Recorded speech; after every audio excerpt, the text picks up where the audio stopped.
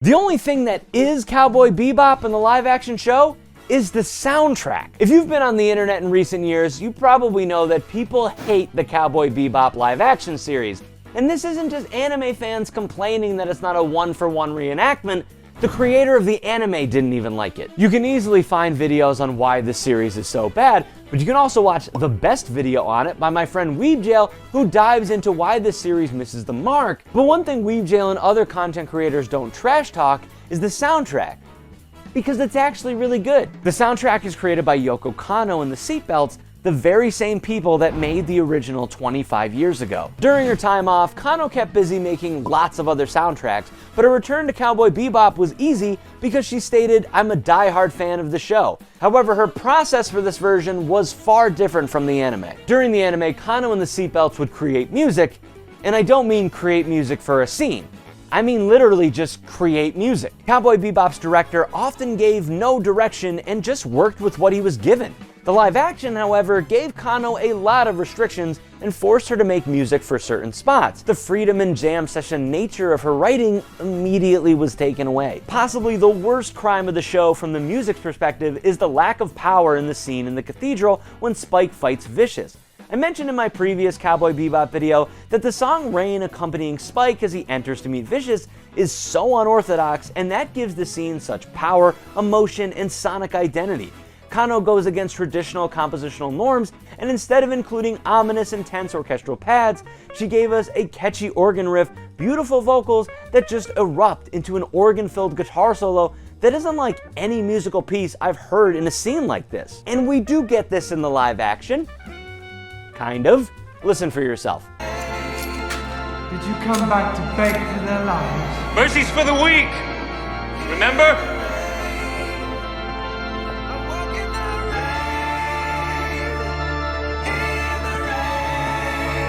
Because this scene plays out so differently, the song itself feels so misplaced. It is a lot shorter. We lose the unique moments like the guitar solo. The entire scene in the anime is a lot slower, and the music is the main focus. It helps build the tension, and you really don't know what's going to happen next. The song in the live action is like an afterthought for some nostalgia, and the way the scene is written, it loses all form of tension. So the song becomes odd for this scene for all the wrong reasons, where the anime's use was odd for all the right reasons. By changing the scene, they clipped Kanno's wings and forced a talented and wildly creative composer into being ordinary and playing by the rules. She does still employ her talents, however, like in the first scene of episode 3, where we get a spontaneous genre change from sushi being made to chilled out jazz with bustling marketplace ambience that immediately changes to a Western-style lap steel guitar and right into the bongos of the theme song. In episode 5, with Jet's cop storyline, we get the soundtrack of a film noir filled with dreamy and emotional saxophone, sweeping pianos, and grinding rhythms. It is a genre meant to convey ill repute, and Kanno displays that immediately, setting the tone for the episode. There is also significantly more killing in the live action, so Kanno actually sat down with the production team and asked how they wanted her to score it, and Kanno decided to use her talents to alleviate more of the violence. So literally, she is using her talents to fix some of the issues with the show. A perfect example of that is in episode 4, when the woman begins turning into a tree.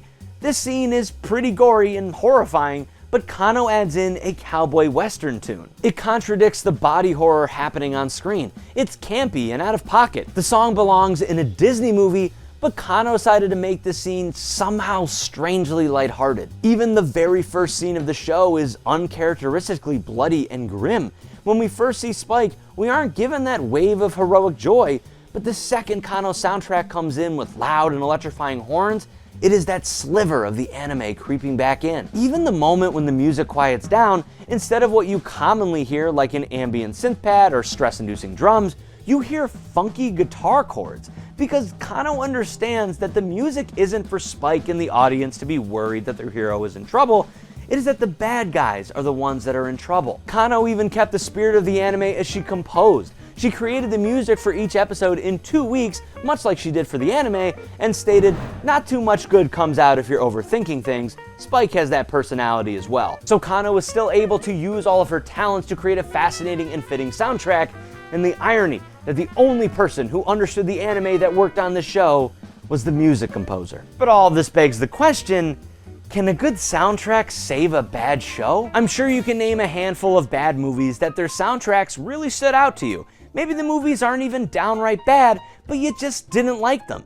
One for me personally was the movie Drive. Now, Drive is considered a fantastic movie, I just really didn't enjoy it. But what I did enjoy was the soundtrack. The soundtrack is filled with 80s synthwave inspired music from start to finish, and that soundtrack inspired me to listen to Kavinsky, which led me down the synthwave rabbit hole, which inspired me to start producing my own music, which started me on this journey with Wires Don't Talk. So really, if you hate me and everything I create, blame the movie Drive. And my point to all this is that even if you aren't a fan of a TV show or a movie, you can still enjoy the soundtrack, and that makes it hard to forget. I haven't enjoyed plenty of movies in my lifetime, and I just forget them because they had no impact on me whatsoever. Drive had a very large impact on me, making it unforgettable. The soundtrack of the live-action Cowboy Bebop is a continuation of the soundtrack we have gotten years before. It still accomplishes its goal of amplifying fight scenes, emotional moments, and giving the series its sonic brand. The show fails for many reasons, but if you do give it a chance, you may end up adding songs to your playlist. Even if you rightfully despise the series, Yoko Kanno and the Seatbelts' work can still bring enjoyment to listeners, inspire new jazz fans, inspire and influence musicians, cause you to watch the anime again, or just make your night drives that much cooler. Though the show failed to accomplish most of what it needed to, the soundtrack stayed true to the Cowboy Bebop legacy and deserves to be celebrated. It doesn't make the live action a good product, but it does make it harder to forget, and that really speaks to the talent of Yoko Kanno and the Seatbelts, people who were so influential to the anime even before it was animated. And to learn more about that, you can check out this video right here.